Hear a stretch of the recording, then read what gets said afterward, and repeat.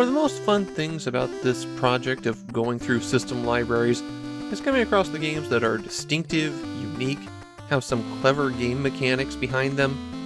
Hao-Kun no Fushigi na Tabi is not one of those games. In fact, it might be one of the most generic games I've ever played. It's not a good game, but it's not bad enough to be memorably bad. It's just kinda there.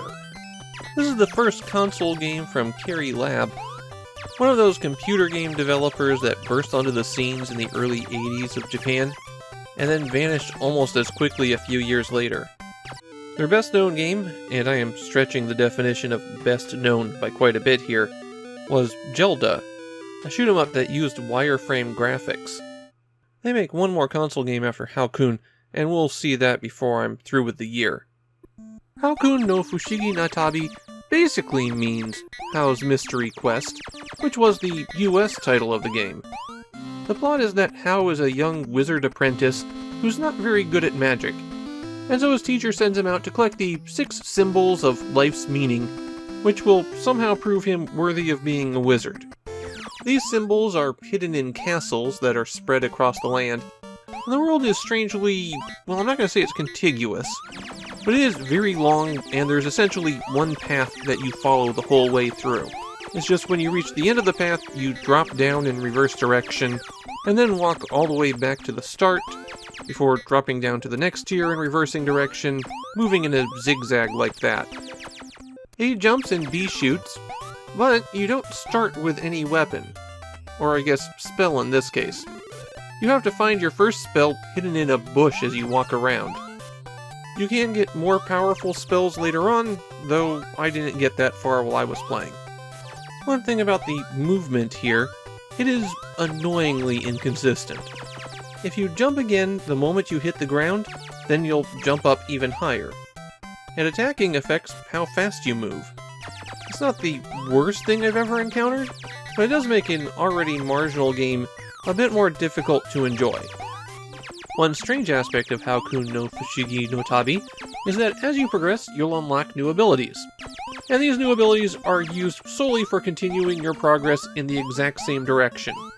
They're basically checkpoints. Did you get the item? Okay, then you can get out of the room. Did you miss it? Then go back a couple screens. It's like that they saw gating progress behind permanent power-ups was a cool idea, but they didn't actually understand why. All of these power-ups are located in the castles, which are also where the symbols that you have to collect are hidden. In the castles, you'll find doorways to enter, but again, there's really only one path. Just keep following the arrows and you'll get there eventually. You can destroy some bricks that you come across that will block your way, and items can be hidden inside those. The items you find in the castle are used mainly to break bricks. You'll get shoes that will let you smash a brick that you jump onto, or a helmet that will let you destroy them from below. But it's only some bricks that can be affected like this, and they're indistinguishable from the regular bricks that you'll see around. So this is one of those games where they're expecting you to hit everything that you come across. You have a health bar, and it will slowly tick down over time, as well as when you come into contact with an enemy. A little bit of health is restored by collecting stars, and a lot of health is restored by collecting a moon. You can also find miniature figures of Hao, and these will increase the length of the life bar slightly. You only have one life, and when it runs out, it's game over. But you can save your progress and continue as many times as you like, and continuing will take you back to the previous checkpoint. That will usually be a castle, but sometimes it's where you've picked up a flag. One thing to be aware of is if you leave the game running on the continue screen, your health bar continues to tick down anyways. You won't get a game over on the continue screen, but when you continue, you'll get a game over again instantaneously. The other important item to be aware of is the magic lamp that will make you invincible for quite a while. You can make a lot of progress while that one's running. The terrain is a bit difficult to understand in Hao-Kun no Fushigi na Tabi. If you see skulls on the ground, then you get hurt when you step there. Water will drain away your health, unless there's no ground below it, in which case it will kill you. You can't jump off the top of the screen, so you just bonk your head on it. And these marks are springs, but they only activate when you run into them. The sideways ones will push you back, and if you time it right, you can jump again off those. If there's one memorable thing in this game, it's the weirdness of the symbols you have to collect.